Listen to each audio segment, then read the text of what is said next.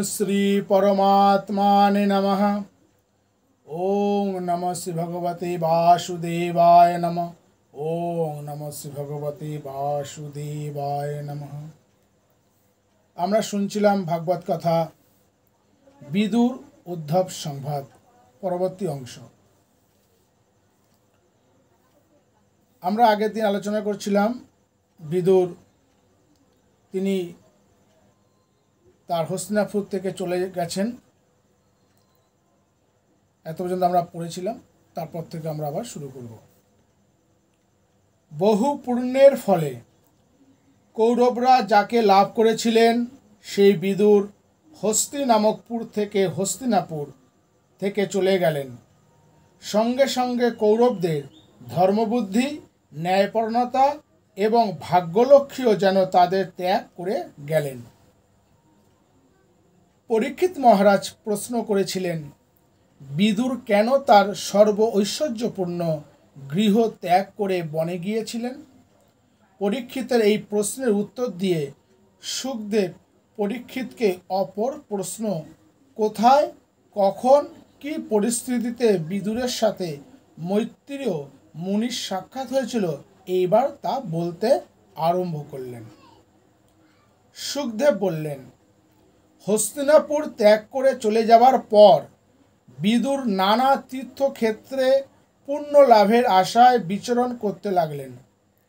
ভগবান সহস্র মূর্তিতে অর্থাৎ অসংখ্য মূর্তিতে ব্রহ্মা, বিষ্ণু, মহেশ্বর, দেবী প্রভৃতি বহু রূপে এবং বহুভাবে বিভিন্ন তীর্থে অবস্থান করেন। বিদুর নানা তীর্থে গিয়ে বিভিন্ন মূর্তিতে ভগবানকে দর্শন এবং তার আরাধনা করে বেড়াতে লাগলেন। বিদুর যখন তীর্থ থেকে তীর্থান্তরে ভ্রমণ করছিলেন তখন ভগবানের প্রীতির জন্য তিনি নানা কঠোর ব্রত পালন করতেন। তিনি অত্যন্ত পবিত্রভাবে জীবনযাপন করেছিলেন। তীর্থ জলে স্নান, ভূমিতে শয়ন, শরীরের কোনো রকম যত্ন না করে অবধূত বেশে ঘুরে বেড়াতেন। তখন তাকে দেখলে তার আত্মীয়রাও আর চিনতে পারত না। এইভাবে সমস্ত ভারতবর্ষ পরিভ্রমণ করে যখন প্রভাস তীর্থে এলেন তখন তিনি শুনলেন যে শ্রীকৃষ্ণের সাহায্যে যুধিষ্ঠিরের ভূমণ্ডলের একচ্ছত্র ও আধিপত্য লাভ করেছে এবং নিজেদের অভিমুষ্যকারিতার জন্য কৌরব বংশ ধ্বংসপ্রাপ্ত হয়েছে। কৌরবদের বিনাশের কথা শুনে বিদুরের কোমল প্রাণে অত্যন্ত ব্যথা লাগে, কিন্তু তিনি কাউকে কিছু না বলে ভগবানের স্মরণ মননে এই গভীর শোকের উপশমের জন্য সরস্বতী নদীর তীরে চলে গেলেন। এই সরস্বতী নদীর পাড়ে পাড়ে শ্রীহরির নামাঙ্কিত এবং চক্রশোভিত বহু মন্দির রয়েছে, যা দেখে সহজেই শ্রীকৃষ্ণের কথা মনে হয়। এইভাবে মন্দির দর্শন এবং কৃষ্ণ চিন্তায় বিদুর আবার শান্ত হলেন। বিভিন্ন তীর্থ ও মন্দির দর্শন করতে করতে ভগবৎ প্রেমে আত্মহারা হয়ে বিদুর ক্রমে সমৃদ্ধিশালী সুরাষ্ট্র, সৌবীর, মৎস্য, কুরুজাঙ্গল প্রভৃতি দেশ অতিক্রম করে অবশেষে যমুনার তীরে এসে উপস্থিত হলেন।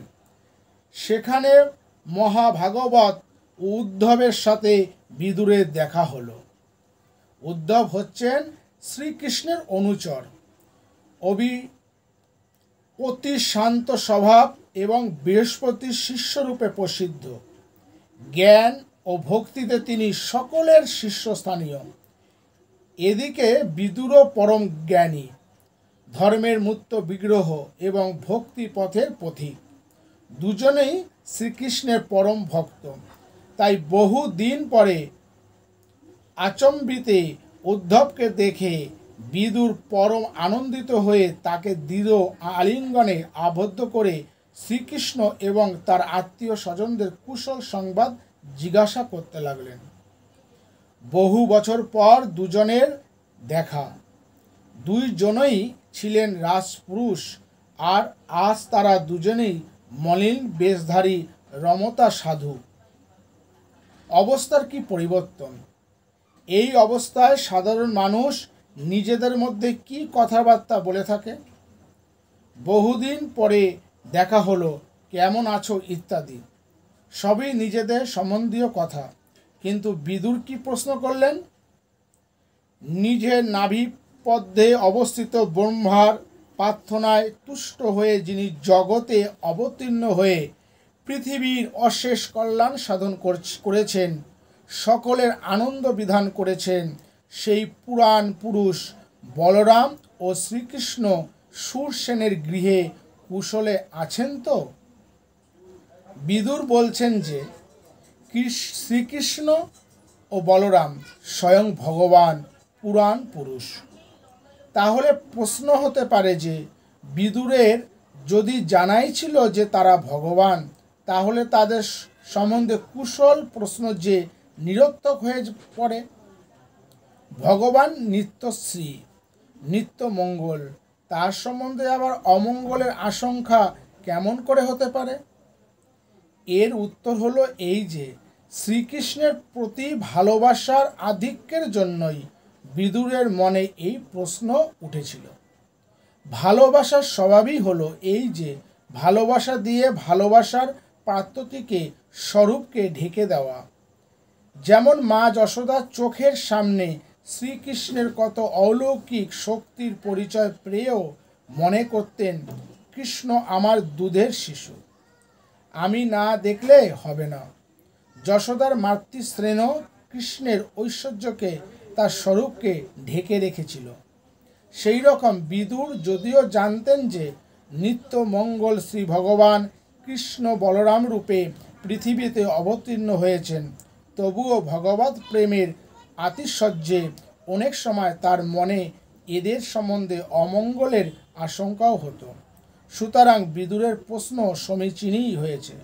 বিদুর আরও প্রশ্ন করলেন, হে উদ্ধব, পিতা যেমন কন্যাকে তার অভিলাষিত অর্থাদি দান করেন, সেই রকমভাবে অতি উদার স্বভাব বসুদেব ভগিনীপতিদের আনন্দের জন্য কুন্তী প্রভৃতি ভগিনীদের মুক্ত হস্তে দান করতেন।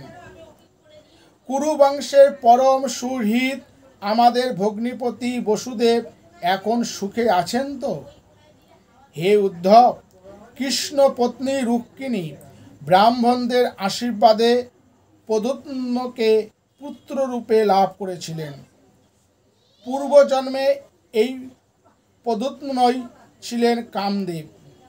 সেই পরম বীর যাদব সেনাপতি প্রদ্যুম্ন সুখে আছেন তো?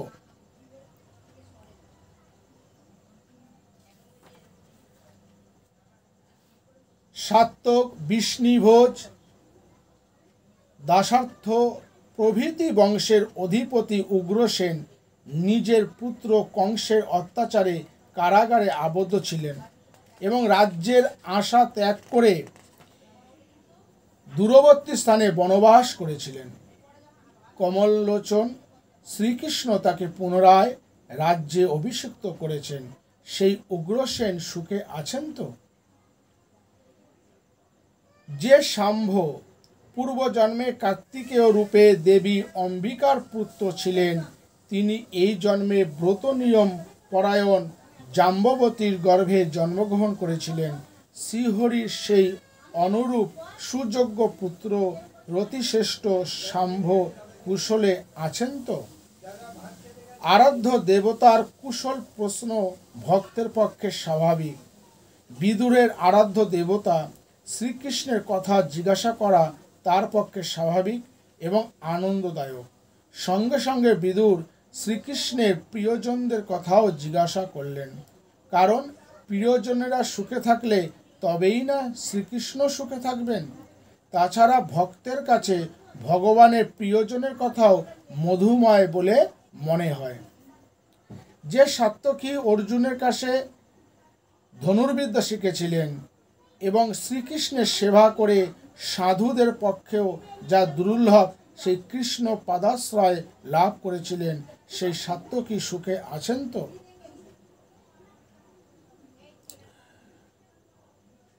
সফল্ক পুত্র অক্রূর যখন কংস কর্তৃক প্রেরিত হয়ে কৃষ্ণ বলরামকে মথুরায় আনবার জন্য নন্দগ্রামে যাচ্ছিলেন, তখন রাস্তার কৃষ্ণ পদচিহ্ন দেখে তিনি ভগবত প্রেমে আত্মহারা হয়ে কৃষ্ণ পদচিহ্ন যুক্ত সেই ধুলার উপরোক্তি গড়াগড়ি করেছিলেন। সেই জ্ঞানীশ্রেষ্ঠ ভগবানের একান্ত শরণাগত নিষ্পাপ অক্রূর কুশলে আছেন তো?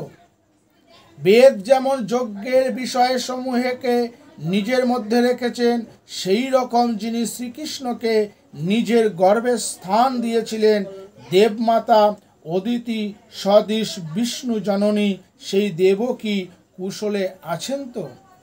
এখানে 3টি শ্লোকে 3 জন প্রধান ভক্তের ভক্তির ভাবের কথা বলা হয়েছে। সাত্ত্বকী ভগবানের সেবা করে দাস্য ভক্তির দ্বারা পরাগতি লাভ করেছিলেন। অক্রূর কৃষ্ণ প্রেমে আত্মহারা, কৃষ্ণ সম্বন্ধীয় সকল জিনিসই তার কাছে কৃষ্ণ তুল্য। সুতরাং ধুলার ওপর কৃষ্ণ পদচিহ্ন তার কাছে পরম শ্রদ্ধার বস্তু। আর দেবকীর শান্ত বাৎসল্য ভাব, দেবকী জানেন কৃষ্ণ স্বয়ং ভগবান, তাই কৃষ্ণের সম্বন্ধে তার একটা সম্ভ্রম শ্রদ্ধার ভাবও ছিল। মহাভারতে শ্রীকৃষ্ণের পুত্র অনিরুদ্ধকে শ্রী ভগবানের ত্রিগুণাত্মক অব্যক্ত স্বরূপ বলা হয়েছে। তিনি মহাবিষ্ণুর অবতার। বিদুর জিজ্ঞাসা করছেন, যিনি ভক্তের অভিলাষিত ফল দান করেন, যা থেকে বেদরূপ শব্দ ব্রহ্মের প্রকাশ, এবং যিনি মনের অধিষ্ঠাত্রী দেবতা বলে শাস্ত্রে বর্ণিত হয়েছেন, সেই অনিরুদ্ধ কুশলে আছেন তো? হে সৌম্য, অতি শান্ত স্বভাব উদ্ধব, ঋদ্দিক সত্যভামার পুত্র চারুদেঞ্চ গদ প্রভৃতি যারা একাগ্র চিত্তে দেহ ও আত্মার অধিদেবতা স্বরূপ শ্রীকৃষ্ণের সেবা ও অনুসরণ করে থাকেন, তারা সকলে সুখে আছেন তো? এবার বিদুর পাণ্ডবদের এবং ধৃতরাষ্ট্রের চরিত্রের বিশেষত অতি সুন্দরভাবে ফুটিয়ে তুলে এদের কুশল সংবাদ জিজ্ঞাসা করছেন।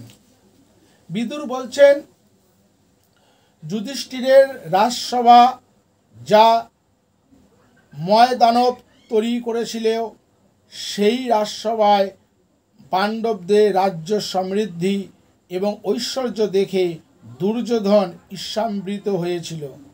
সেই ধর্মরাজ যুধিষ্ঠির নিজ বাহুস্বরূপ শ্রীকৃষ্ণ এবং অর্জুনের সাহায্যে ধর্মপথে থেকে ধর্মের রক্ষা এবং পালন করছেন তো? গদা যুদ্ধের সময় যে ভীমের পদবিক্ষেপ রণভূমি সহ্য করতে না পেরে থরথর করে কাঁপত, সাপের মতো অতি কপন স্বভাব সেই ভীম পাপিষ্ঠ দুর্যোধনের প্রতি বহুদিনের সঞ্চিত প্রতিহিংসা প্রবৃত্তি ত্যাগ করেছে তো? কিরাট রূপী মহাদেব, যার বাণে আচ্ছন্ন হয়ে অপরের দৃষ্টির অগোচর হয়েছিলেন এবং যার রণকৌশল দেখে মহাদেব অতীব সন্তুষ্ট হয়ে নিজের পাশুপত অস্ত্র দান করেছিলেন, স্বীয় হস্তি এবং রথসমূহের কীর্তি বিধানকারী গান্ডীবধারী সেই অর্জুন শত্রু বিনাশ করে কুশলে আছে তো? চোখের পাতা যেমন চোখ দুটিকে আবৃত করে রাখে, সেই রকম কুন্তির পুত্রস্থানীয় নকুল ও সহদেব যুধিষ্ঠির দ্বারা রক্ষিত হয়ে কুরুক্ষেত্রের রণে এমনভাবে যুদ্ধ করেছিল যেন 2টি গরুর পক্ষী একসঙ্গে ইন্দ্রের মুখ থেকে অমৃত কেড়ে নিচ্ছে। শত্রুর কাছ থেকে নিজেদের রাজ্য উদ্ধার করে তারা এখন আনন্দে আছে তো? বীরত্বে অদ্বিতীয় রতিশ্রেষ্ঠ পাণ্ডু একমাত্র ধনুর সাহায্যে চতুর্দিক জয় করেছিলেন।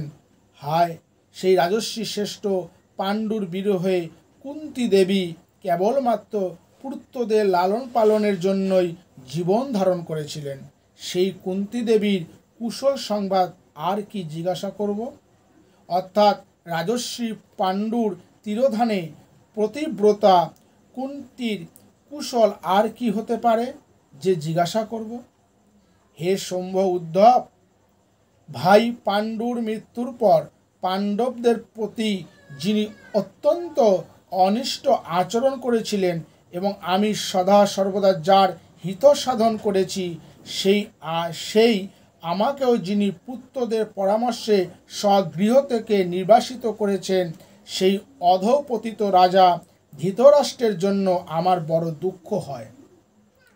এই হচ্ছে যথার্থ মহাপুরুষের লক্ষণ, যার জন্য সমস্ত কুরুবংশ ছারখার হয়ে গেল, যিনি বিদুরের মতো পরম হিতৈষীকেও নির্বাসিত করেছেন, সেই ধৃতরাষ্ট্রের ওপরও বিদুরের কোনো রাগ নেই।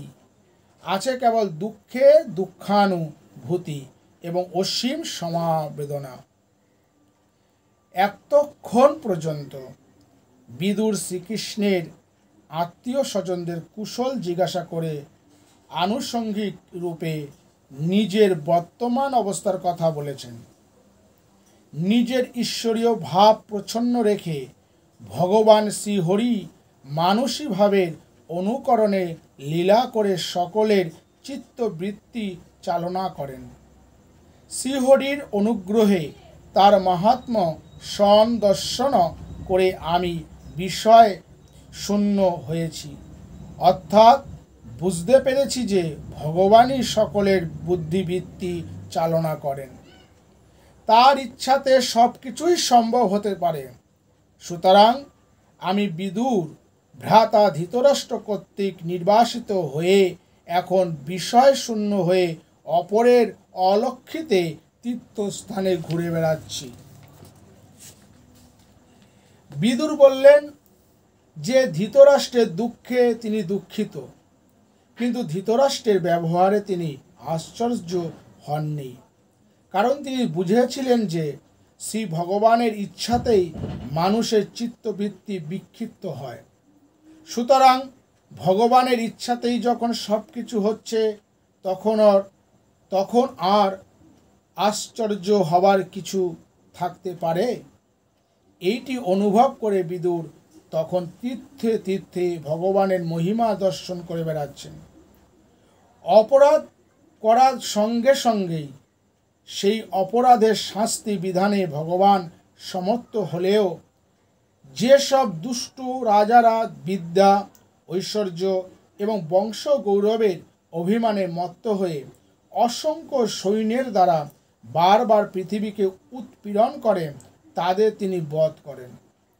এইভাবে বিপন্নদের দুঃখ দূর করবার জন্যই ভগবান দুর্যোধন প্রভৃতির নানা অন্যায় অত্যাচার প্রথম দিকে উপেক্ষা করেছিলেন। দুর্যোধন প্রভৃতিরা পাণ্ডবদের প্রতি অনেক অত্যাচার করেছে, অথচ ভগবান শ্রীকৃষ্ণ এসব দেখেও তার কোনো প্রতিকার করেননি। এদিকে তারাই পরম ভক্ত পাণ্ডবেরা বিনা অপরাধে বনে বনে কষ্ট করে বেড়াচ্ছেন। ভগবানের এই ব্যবহারের তাৎপর্য বোঝা খুবই কঠিন। সেইটি বোঝবার জন্য বিদুর এই শ্লোকে বলেছেন যে একজন অন্যায় করলে কেবল তাকে শাস্তি দিলে কি হবে, তার পেছনে যে আরও অনেকে রয়েছে যাদের সাহায্যেই সেই ওই অন্যায় কাজ করতে পেরেছে। সুতরাং অন্যায়ের সাহায্যকারীদেরও শাস্তি বিধান করতে হবে, নইলে অন্যায়ের মূলটি থেকেই যাবে। তার জন্য উপযুক্ত সময় এবং পরিবেশের অপেক্ষা করতে হয়। ততদিন পর্যন্ত নিরপরাধ ব্যক্তিরা অত্যাচারিত হতে থাকে। উপযুক্ত সময়ে ভগবান দুষ্টের বিনাশ করেন। ভগবান জন্মরহিত হয়েও দুষ্টের বিনাশের জন্য জন্ম পরিগ্রহ করেন এবং তিনি অকর্তা কর্তৃক অভিমান রহিত হয়েও মানুষকে নিজের প্রতি আকৃষ্ট করবার জন্য কর্ম করে থাকেন। ওই রকম মহৎ উদ্দেশ্য না থাকলে ভগবান কেন মায়ামুক্ত পুরুষরাও এই কর্মাধীন জীবদেহ গ্রহণ করতেন না? সুতরাং দেখা যাচ্ছে যে দুষ্টের দমন এবং শিষ্টের পালনের জন্য ভগবান দেহ ধারণ করেন। আর একটু ছোট করে বলা যায় যে মানুষকে ভগবতমুখী করবার জন্যই ভগবান মানুষ রূপে অবতীর্ণ হন। বিভিন্ন প্রাকৃতিক মানুষকে তিনি বিভিন্ন উপায়ে তার দিকে আকৃষ্ট করেন, কাউকে শাসন করে আবার কাউকে ভালোবেসে। তার সংস্পর্শে সবাই ভগবৎ সত্তায় উন্নতি হয়। এটি অবতার পুরুষের আগমনের মুখ্য উদ্দেশ্য। সংসারে আঘাত পেয়ে বিদুরের মনে বৈরাগ্য এসেছে। সংসার যাতনা থেকে চিরতরে মুক্তি পেতে হলে নিরন্তর ভগবৎ চিন্তা চাই। তাই বিদুর উদ্ধবকে অনুরোধ করছেন, তুমি কৃষ্ণের একান্ত সচিব, সারাটা জীবন কৃষ্ণের সেবায় কাটিয়েছ, তুমি শ্রীকৃষ্ণের পরম ভক্ত, সুতরাং কৃষ্ণ কথা বলবার তুমিই একমাত্র অধিকারী। তাই তোমায় অনুরোধ করছি, হে আমার প্রিয় সখা উদ্ধব, শ্রীকৃষ্ণের পূর্ণ কীর্তি কথা আমায় বলো, যাতে আমি এই মায়াময় সংসার থেকে চিরতরে মুক্তি হতে পারি। জ্ঞানীশ্রেষ্ঠ বিদুর তীর্থ ভ্রমণ করতে করতে যমুনার তীরে এসে হঠাৎ জ্ঞান ভক্তির মূর্ত বিগ্রহ উদ্ধবকে পেয়ে আনন্দে উৎফুল্ল হয়ে যাদের কথা জিজ্ঞাসা করলেন তারা সকলেই কৃষ্ণের পরম আত্মীয় এবং পরম ভক্ত। সুতরাং তাদের কথা বলতে গেলে কৃষ্ণ প্রসঙ্গ এসেই যাবে। বিদুর দুঃখ পেয়েই সংসার ত্যাগ করেছেন, তাই সংসারের কোনো কথাই তার ভালো লাগবার কথা নয়। কৃষ্ণ কথাই এখন তার জীবনের একমাত্র অবলম্বন। তাছাড়া পূর্বের শ্লোকে বিদুর খোলাখুলিভাবেই উদ্ধবকে কৃষ্ণ কথা শোনাবার জন্য অনুরোধ করেছেন। বিদুর সংসার ত্যাগ করে চলে যাবার পর বহু বৎসর কেটে গেছে। এই দীর্ঘ সময়ের মধ্যে কৌরব রাজবংশে এবং দ্বারকায় বহু ঘটনা ঘটে গেছে, যার সম্বন্ধে বিদুর কিছুই জানতেন না। জানলে তিনি নিশ্চয়ই আগের অধ্যায়ে যদুবংশীয়দের সম্বন্ধে যেসব কুশল প্রশ্ন জিজ্ঞাসা করেছেন তা ওইভাবে করতেন না। বিদুরের প্রশ্ন শুনে উদ্ধবের মন তখন কৃষ্ণ চিন্তায় এমন ডুবে গেল যে তিনি সহসা কোনো উত্তর দিতে পারলেন না। সুখদেব বললেন, হে পরীক্ষিত, বিদুর এইভাবে উদ্ধবের কাছে প্রিয়জনদের বিশেষ করে শ্রীকৃষ্ণের সংবাদ জিজ্ঞাসা করলে উদ্ধবের মনে শ্রীকৃষ্ণের স্মৃতি উদয় হলো। তাই তিনি কৃষ্ণ বিরহজনিত উৎকণ্ঠার জন্য সহসা কোনো উত্তর দিতে পারলেন না। আর পারবেনই বা কেমন করে? অতি শৈশব অবস্থায় উদ্ধবের যখন 5 বছর বয়স, তখন পুতুল খেলার সময় পুতুলটিকে কৃষ্ণ মনে করে তার সেবায় উদ্ধব এতই বিভোর হয়ে থাকতেন যে সেই সময় উদ্ধবের মা তাকে খাবার জন্য ডাকলেও তিনি পুতুলরূপী কৃষ্ণ সেবা ছেড়ে যেতে চাইতেন না। ছেলে মানুষ, অথচ খাবারের প্রতি আকর্ষণ নেই। কৃষ্ণের প্রতি এমনই ছিল তার ভালোবাসা। সেই উদ্ধব বড় হয়েছেন, সারাটা জীবন কৃষ্ণের সেবা করে কাটিয়েছেন এবং কৃষ্ণ সেবার প্রভাবে এই বৃদ্ধ বয়সেও তিনি জরাগ্রস্ত হননি। সেই প্রাণ প্রিয় শ্রীকৃষ্ণকে ছেড়ে উদ্ধব আজ একা ঘুরে বেড়াচ্ছেন। তাই হঠাৎ বিদুরের প্রশ্নের উদ্ধবের মনে শ্রীকৃষ্ণের মধুর স্মৃতি সকল একসঙ্গে এসে উপস্থিত হলো। কৃষ্ণ ভাব সমুদ্রে তিনি একেবারে ডুবে গেলেন। কথা বলবে কে? উদ্ধবের শরীরে তখন রোমাঞ্চ হতে লাগলো। 2 চোখ দিয়ে অজস্র ধারে প্রেমাশ্রু ঝরতে লাগলো। অবাক বিস্ময়ে বিদুর উদ্ধবের এই ভাবান্তর দেখতে লাগলেন। ভাগবত প্রেমের গাঢ় অবস্থায় উদ্ধব তখন একেবারে ডুবে গেছেন। তার সমস্ত শরীর আনন্দে রোমাঞ্চিত হয়ে উঠছে। ঈষৎ উন্মিলিত 2 চোখ দিয়ে অশ্রু ঝরে পড়ছে। কৃষ্ণ কথায় উদ্ধবের এই পরিবর্তন দেখে বিদুর বুঝলেন যে উদ্ধব যথার্থই ভগবত প্রেমের সার্থকতা লাভ করেছেন। আমরা অষ্টসাত্ত্বিক ভাবের কথা বলি। স্তম্ভ, স্বেদ, রোমাঞ্চ, স্বরভঙ্গ, কম্প, বৈবর্ণ, অশ্রু ও প্রলয়। ভগবানের নামে যাদের শরীরে এইসব বিকার উপস্থিত হয়, বুঝতে হবে তাদের জীবনের উদ্দেশ্য সফল হয়েছে, তারা ভগবানকে লাভ করেছেন।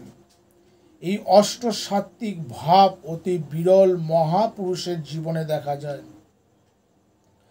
বিদুর নিজের চোখে উদ্ধবের শরীরে এই ভগবত ভাব দেখে বুঝলেন এরই জীবন কৃতার্থ হয়েছে, ইনিই ধন্য।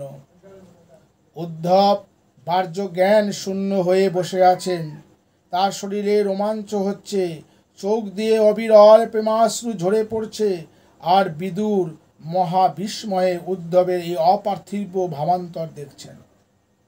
এইভাবে কিছুক্ষণ অতিবাহিত হলে উদ্ধব যেন ভগবানের কাছ থেকে আবার মর্ত্যলোকে ফিরে এলেন।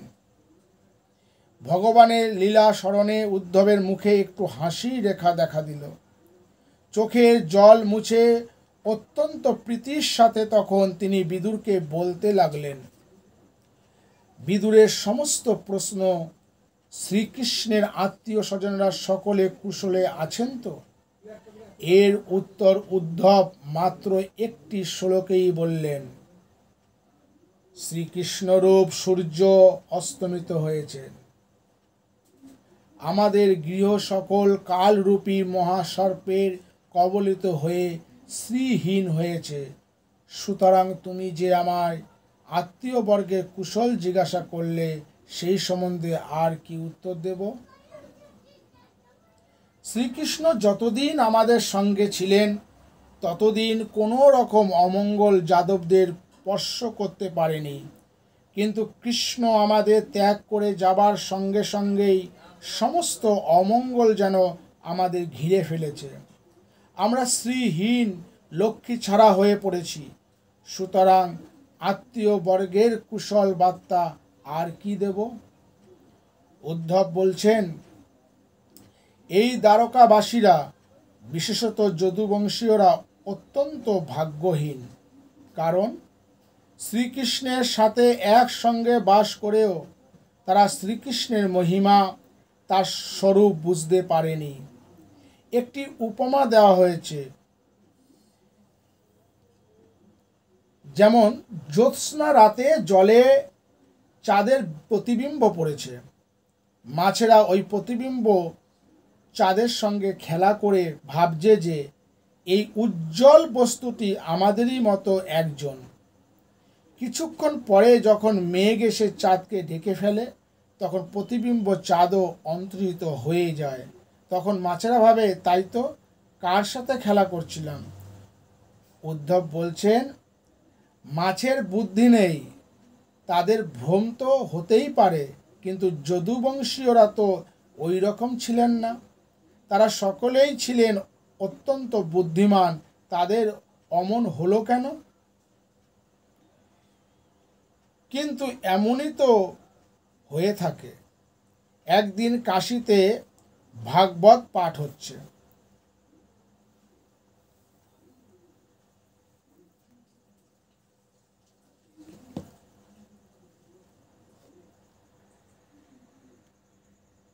ক্ষমা করবেন। উদ্ধব বলছেন, যাদবেরা লোকের মনের ভাব বেশ বুঝতে পারতেন এবং সকল বিষয়ই তারা সূক্ষ্ম বুদ্ধি সম্পন্ন এবং অত্যন্ত বিচক্ষণ ছিলেন। যদিও বংশীরা শ্রীকৃষ্ণকে নিয়ে একই সঙ্গে বসবাস করছেন, খেলাধুলা করছেন, অথচ সর্বভূত আত্মা অন্তর্যামী শ্রীকৃষ্ণকে তারা কেবল যাদবশ্রেষ্ঠ বলেই মনে করতেন। শ্রীকৃষ্ণের স্বরূপ তারা জানতে পারেননি। মাছেরা চন্দ্রের মহিমা জানে না, কারণ তারা জানার বুদ্ধি তাদের নেই। যদুবংশীয়রা পরম বুদ্ধিমান হলেও শ্রীকৃষ্ণের ঐশ্বরীয় ভাব বোঝবার তাদের সৌভাগ্য হয়নি। তারা নিজেরা শ্রীকৃষ্ণের কত অলৌকিক লীলা প্রত্যক্ষ করেছেন, শ্রীকৃষ্ণের মহিমা বুঝবার তারা কত সুযোগ পেয়েছেন, কিন্তু তারা ভাবতেন শ্রীকৃষ্ণ তাদেরই মতো একজন যাদব মাত্র। কেবল বিশেষ এই যে শ্রীকৃষ্ণের মধ্যে কিছু অলৌকিক শক্তি আছে, এর বেশি কিছু নয়। জীবনের সর্বশ্রেষ্ঠ সম্পদকে তারা হাতে পেয়েও হারিয়েছেন। সুতরাং তাদের মতো দুর্ভাগ্য আর কার হতে পারে? তারা যথাযথই ভাগ্যহত। তাদের দুর্ভাগ্য ঠিকই, কিন্তু এও বলবো যে একেবারেই না পাওয়ার চেয়ে পেয়ে হারানো অনেক ভালো। অনেক ভাগ্যেই তা হয়, কারণ পেয়ে হারানোর দুঃখ তাদের অতি তীব্র হয়। ফলে ভগবানকে পাবার ব্যাকুলতা তাদের শতগুণ বেড়ে যায়। এই তো পরম লাভ। ভগবানের মায়ায় যেসব যদুবংশীয়দের বুদ্ধি মোহিত হয়েছিল, তারাই শ্রীকৃষ্ণকে তাদেরই একজন বন্ধু বলে মনে করতেন, আর কংস, জরাসন্ধ, শিশুপাল প্রভৃতি শত্রুভাবে শ্রীকৃষ্ণের নিন্দা করত। কিন্তু নিবিষ্টচিত্ত ভক্তরা পরম আত্মাস্বরূপ শ্রীকৃষ্ণের সম্বন্ধে এই রকম স্তুতি এবং নিন্দায় কিছু মাত্র বিচলিত হন না। ভগবানের মায়ায় জীব মাত্রই বশীভূত। কেবলমাত্র যারা ভগবানের অনন্য ভক্ত, তারই এই মায়াকে অতিক্রম করতে পারে।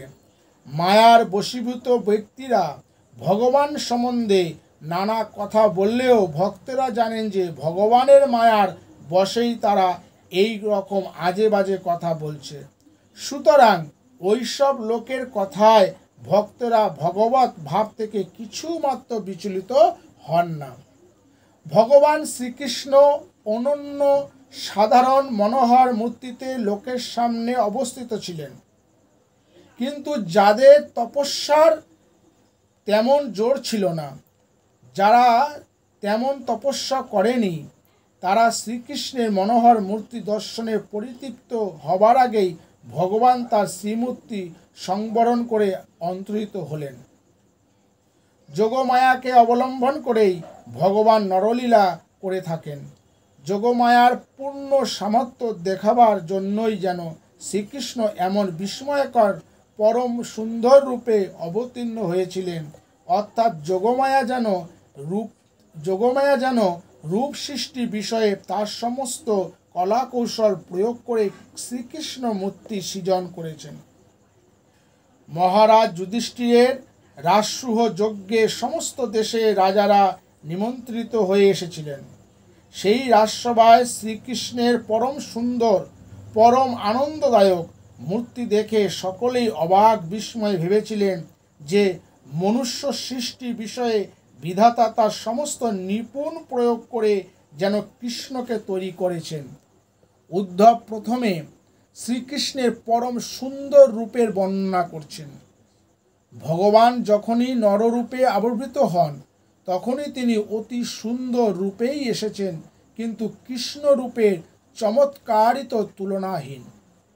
শ্রীকৃষ্ণের অনুরাগপূর্ণ হাস্য, পরিহাস, সাদর সম্ভাবনা এবং নানা মনোহর লীলা বিলাসে ব্রজ স্ত্রীরা এমনই তদ্গত প্রাণা তন্মনা হয়েছিলেন যে তাদের যে আরও কিছু জাগতিক কর্তব্যকর্ম বাকি রয়েছে তা সম্পন্ন করার দিকে তাদের নজরই ছিল না। অর্থাৎ তারা শ্রীকৃষ্ণে এমনই তন্ময়তা লাভ করেছিলেন যে জাগতিক আর কোনো বিষয়ই তাদের কোনো লক্ষ্য ছিল না।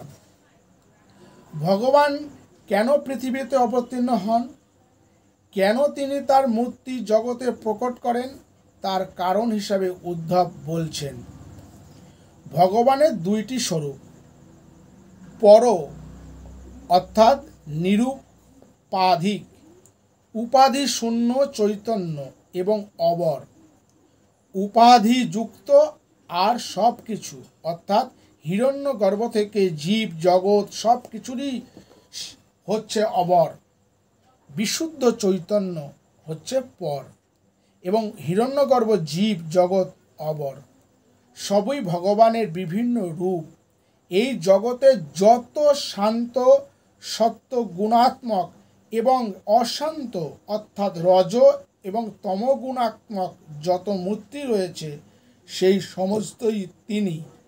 জগতে ভালো মন্দ, যা কিছু রয়েছে সবই শ্রী ভগবানের এক একটা রূপ। কিন্তু যখন তার অশান্ত মূর্তিগুলি রজ এবং তম গুণাত্মক দুষ্টু লোকেরা তারই শান্ত মূর্তিগুলোকে অর্থাৎ সৎ লোকের ওপর অত্যাচার করে, তখন ভগবানের হৃদয়ে দয়ার সঞ্চার হয় এবং তিনি জন্মরহিত হয়েও প্রকৃতির সহযোগে জন্ম পরিগ্রহ করেন। একটি উপমা দেওয়া হয়েছে, কাষ্ঠের মধ্যে অগ্নি যেমন সব সময় গুপ্ত অব্যক্ত রূপে থাকে এবং বিশেষ কারণে সেই কাষ্ঠ প্রজ্বলিত হয়, সেই রকম নিত্য সিদ্ধ ভগবান প্রকৃতির সহযোগে কৃপাতে দেহ ধারণ করে অবতীর্ণ হন। কংস, জরাসন্ধ, শিশুপাল প্রভৃতি ভগবানের অশান্ত রূপগুলির অত্যাচারে যখন সৎ লোকেরা অত্যাচারিত হয়েছিল, তখন ভগবান তারই শান্তরূপী শিষ্টদের রক্ষার জন্য যোগমায়াকে অবলম্বন করে বসুদেবের গৃহে জন্মগ্রহণ করেছিলেন এবং তারই অশান্তরূপী অসুরদের বিনাশ করে আবার তিনি তার নিত্যধামে চলে গেছেন। ভগবান শ্রীকৃষ্ণ জন্মরহিত হয়েও বসুদেবের গৃহে জন্ম পরিগ্রহ করেছিলেন।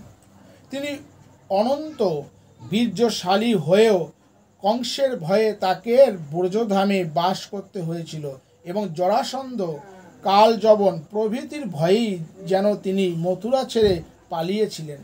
এ সকল কথা যখন ভাবি তখন আমার বড় দুঃখ হয়। কংস বধের পর শ্রীকৃষ্ণ দেবকী ও বসুদেবের চরণে প্রণত হয়ে বলেছিলেন, কংসের ভয়ে অত্যন্ত ভীত হয়ে আমরা এতদিন আপনাদের সেবা করতে পারিনি। আমাদের এই অপরাধ আপনারা ক্ষমা করে আমাদের প্রতি প্রসন্ন হন। এইসব কথা মনে হলে আমার বড় দুঃখ হয়। উদ্ধব শ্রীকৃষ্ণের সম্বন্ধে বলছেন, তিনি পর এবং অবর, জগতে ব্যক্ত অব্যক্ত যা কিছু আছে সবই তিনি, সবই তার স্বরূপ। তিনি জন্মরহিত, অনন্ত শক্তিশালী, অর্থাৎ তিনি সর্ববিষয়ে সম্পূর্ণ স্বাধীন, সর্বময় কর্তা।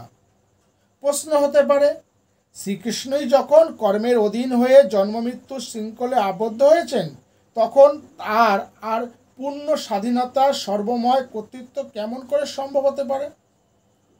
জন্ম এবং কর্মের দ্বারা তিনি সীমিত হয়েছেন, সুতরাং তিনি যে পরম ঈশ্বর তা কেমন করে বুঝব? উদ্ধব বলছেন, বিদুর, সাধারণ মানুষের মনে এমন প্রশ্ন তো হতেই পারে। অপরের কি কথা যে আমি শিশুকাল থেকে তার সেবা করে আসছি, সেই আমিও তার এই রহস্য সব সময় বুঝতে পারি না।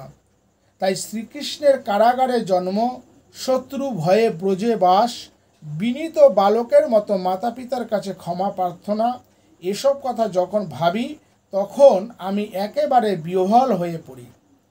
জন্মহীনের জন্ম, অভয়প্রদের ভীত ভাব, ক্ষমাশীলের ক্ষমা প্রার্থনা। আমি মনে প্রাণে জানি কৃষ্ণ স্বয়ং ভগবান, তিনি সুখ দুঃখের অতীত। তবুও তার এইসব দুঃখ কষ্টের চিন্তায় আমি অত্যন্ত ব্যাকুল হই, আমার বড় কষ্ট হয়। যার এক পলকে পৃথিবীর ভারস্বরূপ সমস্ত অসুরকল নিহত হয়েছে, তার শ্রীচরণের এক কণা ধুলিও যে একবার সেবা করেছে, সে কি কখনো তাকে ভুলতে পারে? অতএব হে বিদুর, বলো তো আমি কেমন করে তার কথা ভুলে থাকব? এই হচ্ছে ভগবানের যথার্থ ভক্ত এবং তথাকথিত ভক্তের মধ্যে পার্থক্য। যথার্থ ভক্তের সমস্যা, কি করে তিনি ভগবানকে ভুলে থাকবেন? তাহলে ভগবৎ বিচ্ছেদের দুঃখ অন্তত কিছুটা ভুলতে পারবেন।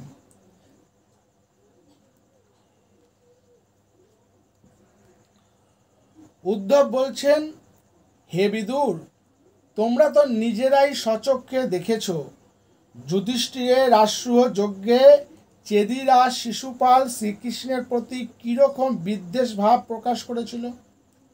তবুও শ্রীকৃষ্ণের হাতে নিহত হয়ে সে যোগীগণ বা বাঞ্ছিত পরম সিদ্ধি লাভ করেছে। শত্রুর প্রতিও তার এত কৃপা, শত্রুর প্রতিও যার এত কৃপা, বলো তো বিদুর, কে তার বিচ্ছেদ দুঃখ সহ্য করতে পারে? শিশুপাল ছাড়াও আরও যেসব বীরেরা যুদ্ধে নয়ন রঞ্জন শ্রীকৃষ্ণের মুখ পদপদ্মের মধু চোখ দিয়ে যেন পান করতে করতে অর্জুনের অস্ত্রাঘাতে পবিত্র হয়ে প্রাণ ত্যাগ করেছেন, তারাও পরমধাম প্রাপ্ত হয়েছেন। এসবই তুমি জানো। উদ্ধব বলছেন, শ্রীকৃষ্ণের অনেক কাজের রহস্য আমরা বুঝতে পারি না ঠিকই, কিন্তু আবার তার অনেক কাজ দেখে মনে হয় তিনি স্বয়ং ঈশ্বর। ভগবান শ্রীকৃষ্ণ জন্মরহিত হয়েও জন্ম পরিগ্রহ করেছেন, সকলের অভয়দাতা হয়েও তিনি নিজে ভয় পেয়েছেন, পরম ঈশ্বর হয়েও জন্ম মৃত্যু সুখ দুঃখ ইত্যাদি সাধারণ মানুষের মতোই গ্রহণ করেছেন। এই সবের রহস্য যেমন ঠিক বুঝতে পারি না, আবার তেমনি আমাদেরই চোখের সামনে অনুষ্ঠিত শ্রীকৃষ্ণের নানা অলৌকিক কার্য এবং তার অপার করুণা দেখে মনে হয় যে একমাত্র ঈশ্বর ছাড়া আর কারোর পক্ষেই ওইসব করা সম্ভবপর নয়। উদ্ধব বলছেন, ব্রহ্মার প্রার্থনায় পৃথিবীর মঙ্গলের জন্য ভগবান শ্রীহরি বসুদেব পত্নী দেবকীর গর্ভে কংসের কারাগারে জন্ম পরিগ্রহ করেছিলেন। তারপর পিতা বসুদেবের কংসের ভয়ে ভীত হয়ে নবজাত শিশুকে ব্রজধামে নন্দালয়ে রেখে এলেন। সেখানে শ্রীকৃষ্ণ আত্মশক্তি গোপন করে দাদা বলরামের সাথে 11 বছর বাস করেন। ব্রজধামে মনোমুগ্ধকর বাল্যলীলার অনুকরণে কখনো হাসি কখনো কান্নার দ্বারা ব্রজবাসীদের আনন্দ বর্ধন করে বৃক্ষলতা পরিশোভিত যমুনার উপকূলে গোবালক পরিবৃত্ত হয়ে শ্রীকৃষ্ণ গোচারণ লীলা করেছিলেন। শ্রীকৃষ্ণের বয়স তখন খুব কম হলেও শিশুরা যেমন অনায়াসে তাদের খেলার মাটির পুতুল ভেঙে ফেলে, সেইভাবে শ্রীকৃষ্ণ কংস প্রেরিত মায়াবী অসুরদের বিনাশ করেন। কালীয় নাগকে দমন করে তার বিষপূর্ণ জলপানে মূর্ছিত গরু এবং গোপ বালকদের তিনি সুস্থ করেন।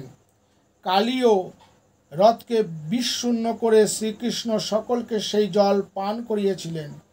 শ্রীকৃষ্ণ মহারাজ নন্দকে দিয়ে ইন্দ্রযজ্ঞ বন্ধ করে গো পূজার প্রচলন করেন। এতে ইন্দ্র অত্যন্ত ক্ষুদ্র হয়ে প্রবল বাড়ি বর্ষণ করেন। শ্রীকৃষ্ণ তখন কৃপা করে ব্রজবাসীদের রক্ষার জন্য গোবর্ধন পর্বতকেই ছাতার মতো ধারণ করেছিলেন।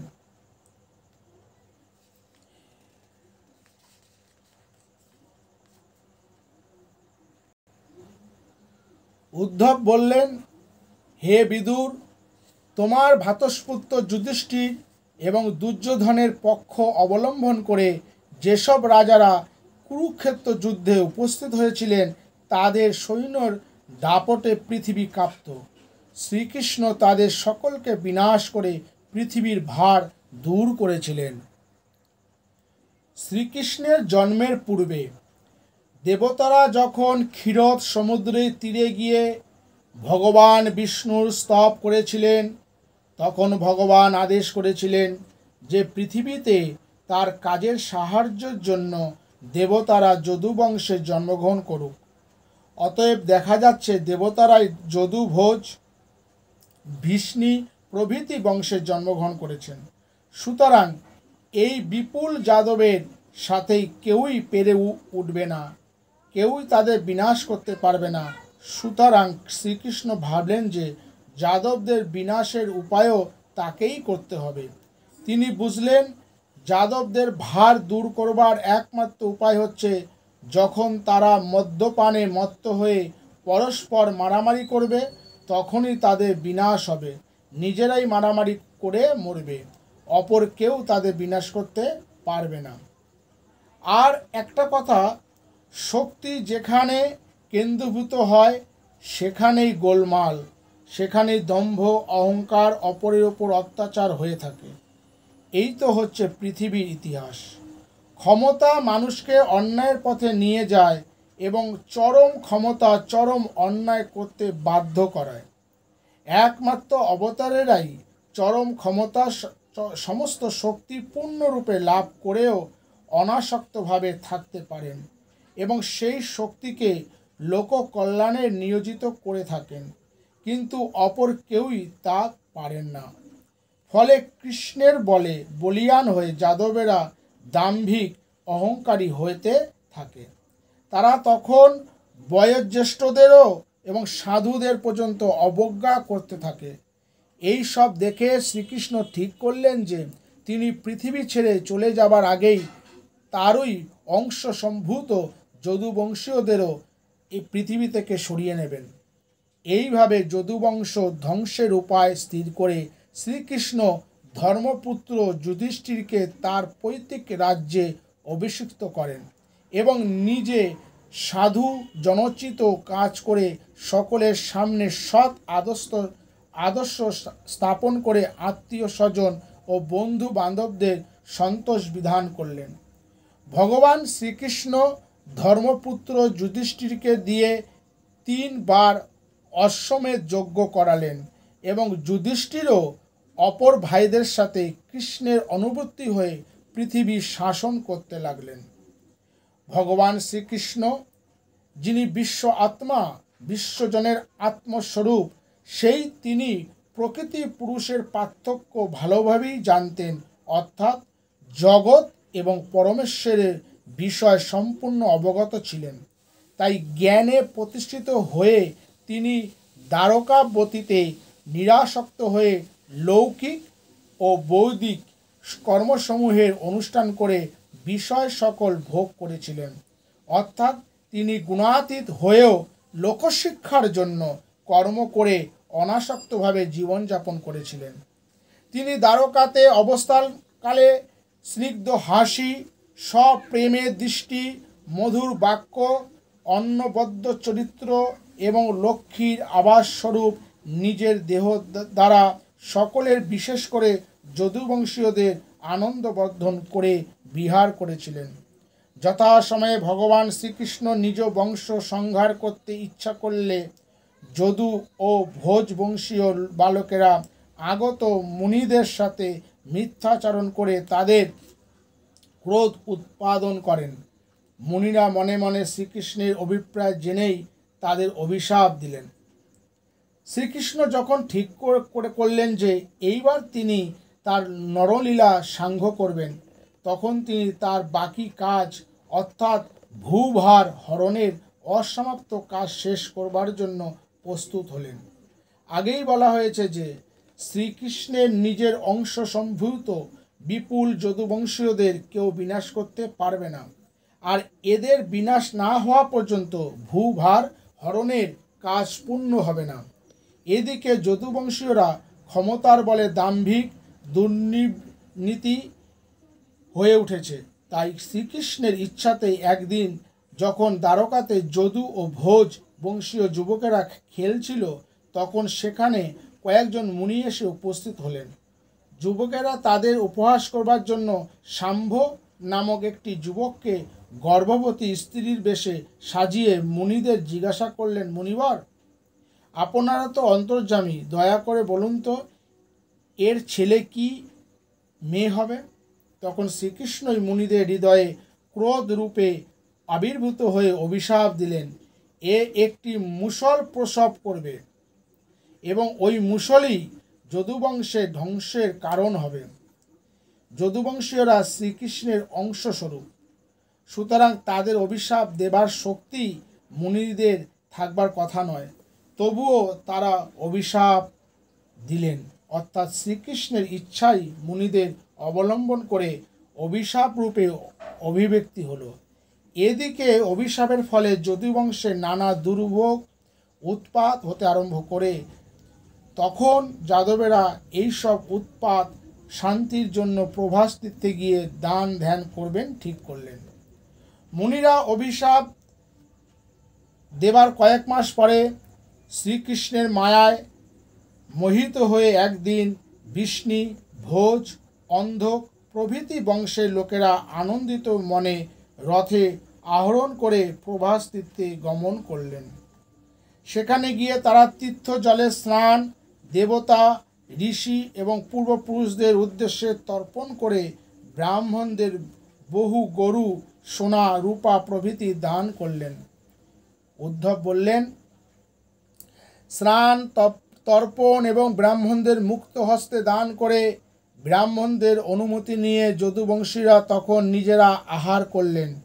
আহারের পর তারা সুরাপানে মত্ত হয়ে হিতাহিত জ্ঞান শূন্য হয়ে দুর্বাক্য প্রয়োগ করে একে অপরের মনে আঘাত করতে লাগলেন। তারা তখন সকলেই মদের নেশায় মাতাল। বাঁশগাছ যেমন পরস্পরের সাথে সংঘর্ষের ফলে আগুন লেগে ধ্বংসপ্রাপ্ত হয়, সেই রকমভাবে যদুবংশীরা পরস্পরের সাথে মারামারি করে যখন সূর্য অস্ত যাচ্ছে সেই সময় সকলেই বিনাশপ্রাপ্ত হলেন। ভগবানের কি অদ্ভুত মায়া!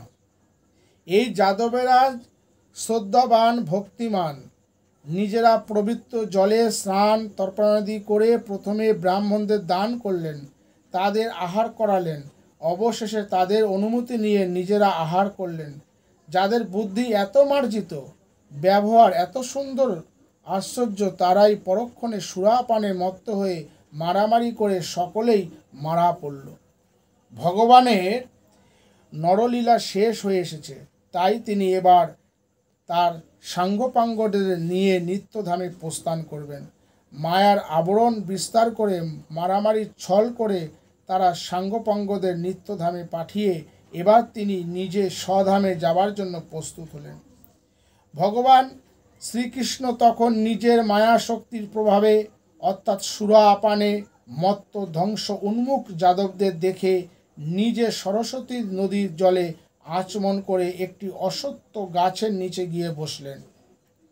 হে বিদুর, শরণাগত জনে দুঃখহারী ভগবান শ্রীকৃষ্ণ নিজের বংশ ধ্বংস করবার ইচ্ছা করে পূর্বেই আমাকে বলেছিলেন, হে উদ্ধব, তুমি বদরিকা আশ্রমে চলে যাও, এখানে আর থেকো না। উদ্ধব বলছেন, শ্রীকৃষ্ণের অনুসন্ধান করতে করতে সরস্বতী নদীর তীরে এক জায়গায় গিয়ে দেখলাম যে লক্ষ্মীর আবাস স্বরূপ সর্ব ঐশ্বর্য যুক্ত ভগবান আমার প্রভু শ্রীকৃষ্ণ আশ্রয়ের মতো অশ্বত্থ গাছের নিচে আশ্রয় গ্রহণ করে একাকী বসে আছেন। লক্ষ্মী যার সেবা করেন, যিনি সকল সম্পদের অধীশ্বর, যিনি সকলের আশ্রয়স্থল, সেই শ্রীকৃষ্ণ নিরাশ্রয়ের মতো একাকী বসে আছেন। শ্রীকৃষ্ণ কি ভাবে বসেছিলেন এবার উদ্ধব তার বর্ণনা দিচ্ছেন। তার শরীর উজ্জ্বল শ্যামবর্ণ, রজ ভাব শূন্য, বিশুদ্ধ সত্য গুণময় তার দেহ, অতি শান্ত, চোখ দুটি ঈষৎ রক্তবর্ণ, তার 4টি হাত এবং পরিধেয় পীত বর্ণের রেশমি বস্ত্র দেখে আমি তাকে চিনতে পারলাম। শ্রীকৃষ্ণ তখন বাম উরুদেশে নিজের ডান পা রেখে একটি ছোট অশ্বত্থ গাছে হেলান দিয়ে বসেছিলেন। তিনি তখন সমস্ত বিষয় সুখে বিমুখ হয়েছেন, কিন্তু তবুও তিনি পরম আনন্দে পরিপূর্ণ রয়েছেন দেখলাম। শ্রীকৃষ্ণ চতুর্ভুজ মূর্তিতে কংসের কারাগারে জন্ম পরিগ্রহ করেছিলেন। দেখেছিলেন দেবকী ও বসুদেব। তখনকার বাল কৃষ্ণের রূপের বর্ণনা ভাগবতে রয়েছে। আর এখন তার লীলা সমাপ্তির পূর্বে তিনি চতুর্ভুজ রূপে দেখা দিলেন উদ্ধব ও মৈত্রেয় মুনিকে। এছাড়াও শ্রীকৃষ্ণের একান্ত ভক্তরা বিভিন্ন সময়ে তাকে চতুর্ভুজ রূপে দর্শন করেছেন। হে বিদুর, সেই সময় কৃষ্ণ দ্বৈপায়ন ব্যাসদেবের সহৃদয় সখা পরম ভাগবত এবং তপস্যায় সিদ্ধিপ্রাপ্ত মৈত মুনি স্বেচ্ছায় ভ্রমণ করতে করতে সেখানে এসে উপস্থিত হলেন। এখানে সুরহিত এবং সখা দুইটি শব্দই ব্যবহার করা হয়েছে। দুইটির অর্থই তো এক, বন্ধু। কিন্তু এখানে সুরহিত শব্দটির সখার বিশেষণ রূপে ব্যবহার করা হয়েছে। সুহিত অর্থাৎ শোভন চিত্ত যার সহৃদয়। শ্রীকৃষ্ণ যখন অশক্ত গাছে হেলান দিয়ে বা পায়ের ওপর ডান পা রেখে মহা আনন্দে বসেছিলেন, তখন ব্যাসদেবের সহৃদয় সখা মৈত্রেয় মুনি সেখানে এসে উপস্থিত হলেন। মৈত্রেয় মুনি শ্রীকৃষ্ণের অতি অন্তত অনুরক্ত ছিলেন, তাই তিনি সানন্দে ভাবের আবেগে অবনত মস্তকে তার কথা শ্রবণে উৎসুক হলেন। কিন্তু শ্রীকৃষ্ণ তার সানুরাগ দৃষ্টি ও মধুর হাসির দ্বারা আমার ক্লান্তি দূর করে আমাকে বললেন, শ্রীকৃষ্ণ উদ্ধবকে বললেন, হে উদ্ধব, পূর্বজন্মে তুমি একজন বসু ছিলেন। তখন প্রজাপতিগণ এবং বসুগণ মিলিত হয়ে যে যজ্ঞ করেছিল তাতে তুমি আমাকে পাবার জন্য আরাধনা করেছিলে। এখন তোমার অন্তরে অবস্থিত হয়ে আমি তোমার মনোবাসনা জেনেছি। সুতরাং অপরের পক্ষে দুর্লভ হলেও আমাকে লাভ করবার সিদ্ধি তোমায় প্রদান করেছি। হে উদ্ধব, তোমার বসু প্রভৃতি অনেক জন্মের মধ্যে এটি শেষ জন্ম। কারণ এই জন্মে তুমি আমার অনুগ্রহ লাভ করেছ। আমি এখন মর্ত্যলোক ত্যাগ করে যাচ্ছি। এই সময় তুমি যে নির্জনে পরম ভক্তিভাবে আমার দর্শন লাভ করলে, জানবে এ তোমার মহা সৌভাগ্য, তোমার জন্ম সার্থক হয়েছে। ভগবান শ্রীকৃষ্ণ বলছেন, সৃষ্টির প্রারম্ভে আমি ব্রহ্মাকে যে জ্ঞানের কথা বলেছিলাম, এখন আমার পরম ভক্ত হে উদ্ধব সেই চতুর্শ্লোকী ভাগবত কথা তোমাকে বলবো, যার অনুশীলনে তুমি সমস্ত মায়ামোহ অতিক্রম করতে পারবে। শ্রীকৃষ্ণের কাছে এই পরম সেন্যপূর্ণ কথা শুনে উদ্ধবের যে অবস্থা হলো তা বলা হচ্ছে। পরম পুরুষ শ্রীকৃষ্ণ আমার প্রতি কৃপা দৃষ্টিপাত করে অত্যন্ত আদরের সাথে যখন ওইসব কথা বললেন, তখন তার প্রতি ভক্তিতে প্রেমে আমার সমস্ত শরীর রোমাঞ্চিত হয়ে উঠল। কথা বন্ধ হয়ে যেতে লাগলো। চোখের জল ফেলতে ফেলতে আমি তখন জোর হাত করে তাকে বললাম,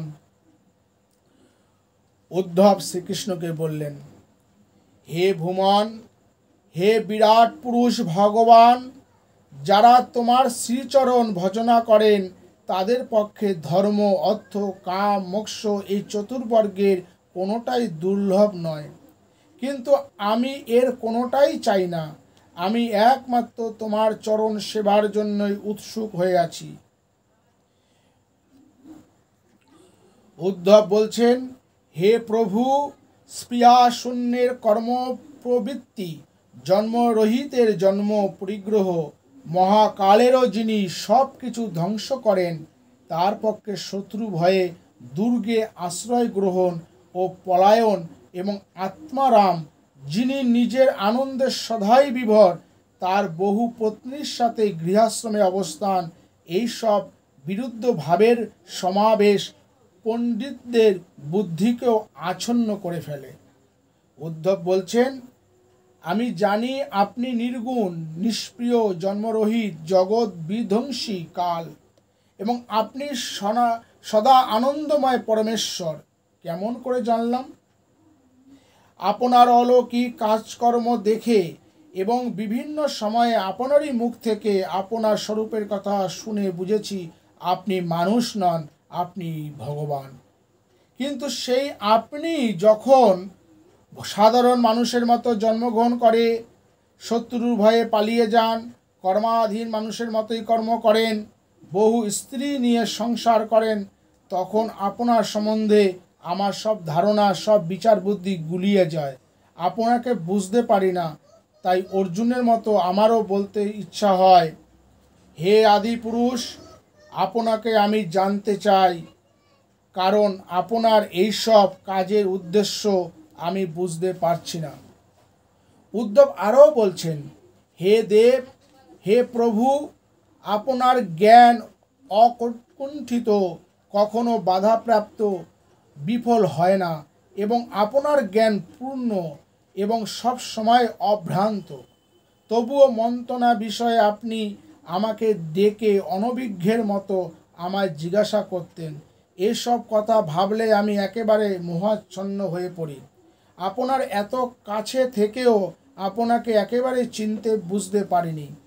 হে প্রভু, আপনি নিজে রহস্য প্রকাশক, পরম জ্ঞান, যা ব্রহ্মাকে বলেছিলেন, তা যদি আমাদের বোঝবার উপযুক্ত মনে করেন তবে তা শীঘ্রই আমাদের বলুন, যাতে আমরা এই সংসারের দুঃখ থেকে মুক্ত হতে পারি।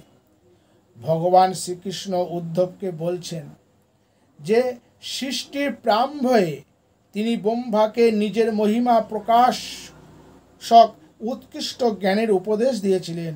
উদ্ধব তখন তাকে বলেছিলেন যে আপনার পাদপদ্মের যারা সেবা করেন তারা ধর্ম, অর্থ, কাম, মোক্ষ এই চতুর্বর্গ ফলই লাভ করতে পারে, কিন্তু আমার ওসব কিছু চাই না। আমি একমাত্র আপনার সেবা করতে চাই। এর থেকে মনে হতে পারে যে উদ্ধব হয়তো তত্ত্ব জিজ্ঞাসু নয়, ব্রহ্মাকে দেওয়া উপদেশ তার শোনার দরকার নেই।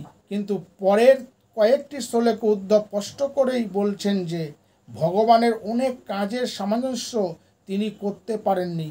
ভগবান শ্রীকৃষ্ণ যদি কৃপা করে এখন উদ্ধবের ওই সব সংশয়ে নিরসন করে ব্রহ্মাকে দেওয়া উপদেশ তাকেও বলেন, তবে উদ্ধব কৃতার্থ হবে। উদ্ধবের মনের সংশয় কি? ভগবান হচ্ছেন নিত্য, নিষ্ক্রিয় এবং সর্বশক্তিমান, সুতরাং তার পক্ষে আবার জন্মগ্রহণ করা, কর্ম করা এবং শত্রু ভয়ে পালিয়ে যাওয়া অসম্ভব। আবার ভগবান হচ্ছেন সদা আনন্দময়, তার পক্ষে বিবাহ করে সংসার ধর্ম করা যে নিতান্তই অসম্ভব। ভগবান নির্বিকার, চৈতন্য স্বরূপ, সর্বজ্ঞ, তার পক্ষে উদ্ধবকে ডেকে পরামর্শ করার যে কোনোই মানে হয় না। উদ্ধব বলছেন, এইসব বিরুদ্ধ ভাবের সমাবেশ আপনার মধ্যে দেখতে পাই, কিন্তু তার কোনো অর্থ খুঁজে পাই না। সুতরাং প্রথমে ভগবৎ সম্বন্ধীয় এইসব বিরুদ্ধভাবে সামঞ্জস্য রেখে আপনি আপনার মহিমা জ্ঞাপন যে জ্ঞান ব্রহ্মাকে দিয়েছিলেন, কৃপা করে সেই জ্ঞানের উপদেশ আমাকেও প্রদান করুন। হে বিদুর, এইভাবে আমার হৃদয়ের অভিপ্রায় তাকে জানালে সেই পরম পুরুষ কমললোচন শ্রীকৃষ্ণ তার স্বরূপ, তার বিচিত্র লীলাস রহস্য আমাকে বললেন। উদ্ধব বলছেন, হে বিদুর, বাল্যকাল থেকে শ্রীকৃষ্ণের চরণ সেবার ফলে তীর্থরূপী মুক্তিদাতা গুরুরূপী শ্রীকৃষ্ণের কাছ থেকে আত্মজ্ঞান লাভের পথ জেনে আত্মতত্ত্ব জ্ঞানের উপদেশ লাভ করে শ্রীকৃষ্ণকে প্রণাম ও প্রদক্ষিণ করে বিরহ কাতর চিত্তে বদ্রিকা আশ্রমের পথে এখানে এসেছি। সুখদেব বললেন, উদ্ধবের কাছ থেকে আত্মীয় এবং বন্ধু বান্ধবদের এই রকম দুঃসহ বিনাশ বার্তা শুনে বিদুর শোকে দুঃখে একেবারে বিহ্বল হয়ে পড়লেন। কিন্তু পরক্ষণেই জ্ঞানী বিদুর বিবেকের দ্বারা এই দুঃখ প্রশমিত করলেন। উদ্ধব হচ্ছেন ভগবানের পরম ভক্ত, সুতরাং উদ্ধবই শ্রীকৃষ্ণকে বশীভূত করবার শ্রেষ্ঠ অধিকারী। সেই জন্য কৌরব শ্রেষ্ঠ বিদুর শ্রদ্ধা সহকারে বদ্রিকা আশ্রমে গমনোদ্যত উদ্ধবকে বললেন। বিদুর উদ্ধবকে বললেন, যোগেশ্বর শ্রীকৃষ্ণ নিজ রহস্য প্রকাশক যে পরম জ্ঞান তোমাকে দিয়েছেন, তা এখন আমাকে তোমার বলা উচিত। কারণ ভগবানের যারা ভক্ত তারা নিজেদের সেবক এবং শিষ্যদের কল্যাণের জন্য জগতে বিচরণ করে থাকেন। তারা নিজের ভৃত্যদের অর্থাৎ নিজের সেবক ও শিষ্যদের প্রয়োজন সিদ্ধি করেন, তাদের নিজের তো আর কোনো প্রয়োজন থাকে না। বিদুর বলছেন, এতদিন আমি তোমার বন্ধুর মতোই ছিলাম, এখন তুমি আমাকে তোমার সেবক ও শিষ্য মনে করে ওই পরম জ্ঞান আমাকে প্রদান করো। উদ্ধব বদ্রিকা আশ্রমে যাবার জন্য তৈরি হচ্ছেন দেখে বিদুর ভাবলেন, উদ্ধবের কাছ থেকে শ্রীকৃষ্ণ সম্পর্কিত জ্ঞান লাভ করতে হবে, এমন সুযোগ তো আর জীবনে কখনো আসবে না। তাই তিনি পরম শ্রদ্ধার সাথে উদ্ধবকে বললেন, যারা ভক্তিতে সিদ্ধি লাভ করেছেন তাদের তো আর পাবার কিছু অবশিষ্ট থাকে না, তাই তারা আর নিজের জন্য ব্যস্ত হন না, পরহিতার্থে জীবন ধারণ করেন। তারা তখন নিজের সেবক ও শিষ্যদেরও সেই অবস্থায় নিয়ে যাওয়ার জন্যই উপদেশ দিয়ে থাকেন। হে উদ্ধব, তুমি ভক্তি সাধনায় সিদ্ধি লাভ করেছ, এখন আমাকে তোমার সেবক ও শিষ্য মনে করে শ্রীকৃষ্ণ সম্পর্কিত জ্ঞান দান করে আমার জীবন সার্থক করো। উদ্ধব বললেন, হে বিদুর, ভগবান শ্রীকৃষ্ণ যখন মর্ত্যলোক ত্যাগ করে যেতে ইচ্ছা করলেন, তখন তিনি আমাকে আমার সামনে তত্ত্বজ্ঞান লাভের জন্য যাকে সেবা করা উচিত সেই মৈত্রেয় মুনিকে আদেশ করছেন তোমাকে উপদেশ দেওয়ার জন্য। সুতরাং তুমি মৈত্রেয় মুনির শরণাপন্ন হও, তিনিই তোমার গুরু, তিনিই তোমায় এই পরম জ্ঞান প্রদান করবেন।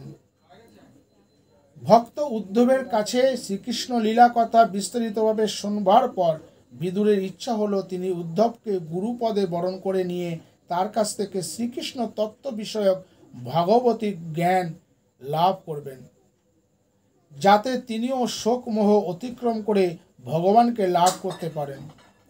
বিদুর তার ইচ্ছার কথা বলতেই উদ্ধব বললেন, তা তো হবার নয়। ভগবান শ্রীকৃষ্ণ তার অনন্য ভক্ত, তোমাকে শেষ পর্যন্ত ভোলেননি, তিনি নিজেই তোমার ব্যবস্থা করে গেছেন। লীলা সংভরণের পূর্বে আমারই সামনে তিনি মৈত্রেয় মুনিকে আদেশ করলেন তোমাকে উপদেশ দেবার জন্য। সুতরাং তুমি এখন মৈত্রেয় মুনির কাছে যাও। বিদুরের কাছে এইটি কত বড় আনন্দের কথা যে ভগবান শ্রীকৃষ্ণ তাকে শেষ সময় পর্যন্ত ভোলেননি। এমন আনন্দের সংবাদ বিদুর সারা জীবনে কখনো পাননি। ভগবান তার প্রিয় বিদুরের উদ্ধারের ব্যবস্থা নিজেই করে গেছেন। সুখদেব বললেন, হে মহারাজ পরীক্ষিত, এইভাবে উদ্ধব বিদুরের সাথে বিশ্বমূর্তি শ্রীকৃষ্ণের গুণ এবং মহিমা কীর্তন রূপ অমৃত পানে স্বজন বিয়োগের দারুণ দুঃখ প্রশমিত করলেন। তারা সেই রাত্রি যমুনার তীরে যেন এক মুহূর্ত সময়ের মতো কাটিয়ে প্রভাতে উদ্ধব সেখান থেকে চলে গেলেন। আনন্দের সময় কখনো দীর্ঘ হয় না। উদ্ধব নিজে মহাভাগবত এবং শ্রীকৃষ্ণের স্মৃতি বিজারিত যমুনার তীরে বহুদিন পরে মহাজ্ঞানী মহাধার্মিক বন্ধু বিদুরকে পেয়েছেন। উদ্ধবের আনন্দ আর ধরে না। তাদের দুজনেরই পরম প্রিয় শ্রীকৃষ্ণের কথায় তারা সে রাত্রি অতিবাহিত করলেন। তাদের মনে হলো যে যেন এক মুহূর্তে সে রাত্রি শেষ হয়ে গেল। বিদুর উদ্ধব সংবাদ শুনে মহারাজ পরীক্ষিত সুখদেবকে জিজ্ঞাসা করলেন, রথ, সৈন্য, হস্তি প্রভৃতির অধিনায়ক বিষ্ণু এবং ভোজবংশীয়রা যখন সকলেই ধ্বংসপ্রাপ্ত হলেন এবং ত্রিগুণের ঈশ্বর স্বয়ং শ্রীকৃষ্ণ যখন নরদেহ ত্যাগ করলেন, তখন যাদব প্রধান উদ্ধবই বা কেন আর বেঁচে রইলেন? যদুবংশ ধ্বংসের বৃত্তান্ত শুনে পরীক্ষিতের মনে প্রশ্ন এলো, ভগবান শ্রীকৃষ্ণ যখন তারই অংশ সম্ভূত যদুবংশীয়দের পৃথিবী থেকে সরিয়ে দিলেন এবং নিজেও নরদেহ ত্যাগ করলেন, তখন আর কিসের জন্য তিনি উদ্ধবকে পৃথিবীতে বাঁচিয়ে রাখলেন? উদ্ধবকে নগণ্য মনে করে, উদ্ধবকে দ্বারা কিছু হবে না মনে করে যে শ্রীকৃষ্ণ তাকে বাঁচিয়ে রাখলেন তা বলা যায় না। কারণ উদ্ধবকে এই শ্লোকে একজন যাদব প্রধান বলা হয়েছে। আবার যাদব প্রধান বলেই যে শ্রীকৃষ্ণ তাকে বাঁচিয়ে রাখলেন, এটাই বা কেমন করে সম্ভব হয়? যখন যদুবংশের প্রাণ পুরুষ শ্রীকৃষ্ণ নিজেই চলে গেলেন, তখন উদ্ধবের আর বেঁচে থাকবার কি সার্থকতা থাকতে পারে? পরীক্ষিতের প্রশ্ন শুনে সুখদেব বললেন, ভগবানের ইচ্ছাতেই জগতে সব কিছু অনুষ্ঠিত হয়ে থাকে। আমোঘ ইচ্ছা শক্তি সম্পন্ন ভগবান শ্রীকৃষ্ণ ব্রহ্ম সাপের ছল করে কাল শক্তির দ্বারা বিস্মিত যদুবংশ ধ্বংস করে নিজের নররূপ উপসংহার করতে উদ্যত হয়ে ভাবলেন, আমি এই মত্তধাম থেকে অন্তর্হিত হলে আত্মজ্ঞানীদের মধ্যে শ্রেষ্ঠ উদ্ধবী আমাকে আশ্রিত জ্ঞান যথাযথভাবে ধারণ করতে সমর্থ। অর্থাৎ একমাত্র উদ্ধব ছাড়া ভগবত বিষয়ক জ্ঞানের ধারক এবং বাহক আর তো কেউ হতে পারে না। কেন হতে পারে না? জগতে তো আরও কত মুনি ঋষিরা সব ছিলেন। শেষ সময় শ্রীকৃষ্ণ উদ্ধবের সঙ্গে মৈত্রেয় মুনিকেও ওই উপদেশ দিয়েছিলেন। তবে শ্রীকৃষ্ণ কেন ভাবলেন যে একমাত্র উদ্ধবই তার জ্ঞানের বাহক হতে পারবে? আর এই জ্ঞানের বাহক যদি জগতে কেউ না থাকে, তবে শ্রীকৃষ্ণের আশাই যে ব্যর্থ হয়ে যাবে। কয়েকজন অসুর বধের জন্যই মাত্র তিনি এসেছিলেন, ভবিষ্যৎ পৃথিবীর জন্য তিনি আর কিছুই রেখে যাননি। এই দাঁড়াবে শ্রীকৃষ্ণ ভাবলেন, উদ্ধব আমার থেকে একটুও কম নয়। যেহেতু উদ্ধব ত্রিগুণের বশীভূত নয়, সুতরাং আমারই মতো সে মায়াকে বশীভূত করেছে। অতএব উদ্ধব ভগবত বিষয়ক জ্ঞানের উপদেশ দেবার জন্যই পৃথিবীতে অবস্থান করুক। জগতে যখনই যে জিনিসটির দরকার হয়, তার আগেই ভগবান সেই জিনিসটির ব্যবস্থা করে রাখেন। সন্তান হবার আগেই শিশুর পুষ্টির জন্য ভগবান মায়ের বুকে দুধের ব্যবস্থা করে রাখেন। আমরা ভাবি ভগবানের আরাধনা তো করতেই চাই, কিন্তু উপযুক্ত গুরু পাচ্ছি না। এইটি আমাদের ভুল। যদি আমরা যথার্থই ভগবানের আরাধনা করতে চাই, তবে উপযুক্ত গুরু জুটেই যায়। চাই কেবল আমাদের ইচ্ছা, আন্তরিকতা। তারই প্রমাণস্বরূপ বলা হচ্ছে, শ্রীকৃষ্ণ মর্ত্যলোক ছেড়ে চলে যাবার আগে উদ্ধবকে পৃথিবীতে রেখে গেলেন, যাতে কৃষ্ণ সম্বন্ধীয় ভগবত জ্ঞানের প্রচার পৃথিবীতে অব্যাহত থাকে। ভগবত সম্বন্ধীয় জ্ঞানের উপদেশ পৃথিবীতে চলতে থাকুক। এই উদ্দেশ্যে সিদ্ধির জন্য ত্রিলোক পূজ্য বেদকর্তা ভগবান শ্রীকৃষ্ণ উদ্ধবকে বদ্রিকা আশ্রমে যেতে বলেছিলেন। উদ্ধবও তখন বদ্রিকা আশ্রমে গিয়ে নিরন্তর একাগ্র চিত্তে শ্রীহরির আরাধনা করতে লাগলেন। উদ্ধব তো বদ্রিকা আশ্রমের পথে চলে গেলেন। তখন যমুনার তীরে বিদুরের কি অবস্থা হলো? উদ্ধব চলে যাওয়ার পর বিদুর উদ্ধব কথিত পরমাত্মা শ্রীকৃষ্ণের লীলা শক্তির দ্বারা প্রকটিত দেহে যে সমস্ত প্রশংসনীয় কর্ম করেছেন, সেসব গভীরভাবে ভাবতে লাগলেন। জ্ঞানীদের ধৈর্য বন্ধনহীনকারী এবং অধীর পশুতুল্য মূর্খ ব্যক্তিদের পক্ষে ধারণার অতীত শ্রীকৃষ্ণের অন্তর্ধান সম্বন্ধে বিদুর চিন্তা করতে লাগলেন। বিদুরের বারবার মনে হতে লাগলো যে তিনি আর কখনো তার পরম প্রেমাস্পদ শ্রীকৃষ্ণকে দেখতে পাবেন না। হে মহারাজ পরীক্ষিত, শ্রীকৃষ্ণ শেষ সময়ে বিদুরের কথা ভেবে মৈত্রেয় মুনিকে উপদেশ দেবার জন্য বলে গেছেন। এই কথা চিন্তা করে মহামতি বিদুর কৃষ্ণ প্রেমে বিভোর হয়ে কাঁদতে লাগলেন।